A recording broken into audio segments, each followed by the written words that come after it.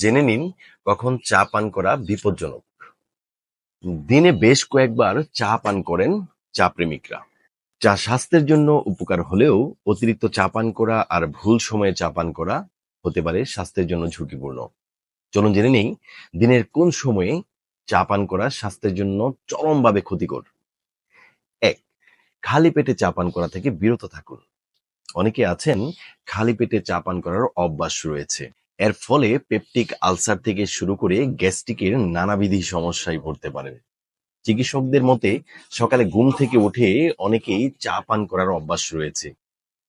তবে চা পান করার আগে একটি বিস্কিট খেয়ে চা পান করাই ভালো।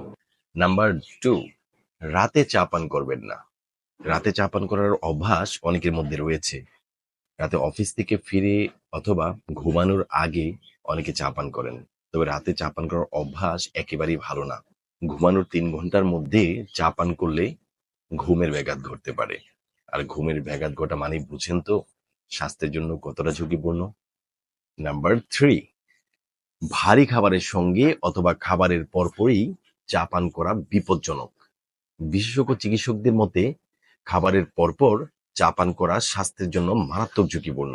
তবে সবচেয়ে বড় যে সমস্যাটি হবে সেটি হচ্ছে শরীরের আয়রন কমে যেতে পারে, যার ফলে লিভারের নানাবিধ রোগ হতে পারে। সুতরাং খাবারের পরপর অথবা খাবারের সঙ্গে চা পান করা থেকে বিরত থাকুন। নাম্বার 4, অতিরিক্ত চা পান করা। অতিরিক্ত চা পান করা স্বাস্থ্যের জন্য মারাত্মক ঝুঁকিপূর্ণ। যারা অতিরিক্ত চা পান করে তাদের কোষ্ঠকাঠিন্য থেকে শুরু করে গ্যাস্ট্রিকের নানাবিধ রোগ হতে পারে এবং অনিদ্রা হতে পারে, যার ফলে স্ট্রোকের সম্ভাবনা রয়েছে। সুতরাং অতিরিক্ত চা পান করা থেকে বিরত থাকুন। দিনে 2 থেকে 3 কাপ চা পান করাই শ্রেয়। সবাই ভালো থাকবেন। ভিডিওটি যদি ভালো লাগে অবশ্যই শেয়ার করে দিবেন, অন্যদের দেখার সুযোগ করে দিবেন। ধন্যবাদ।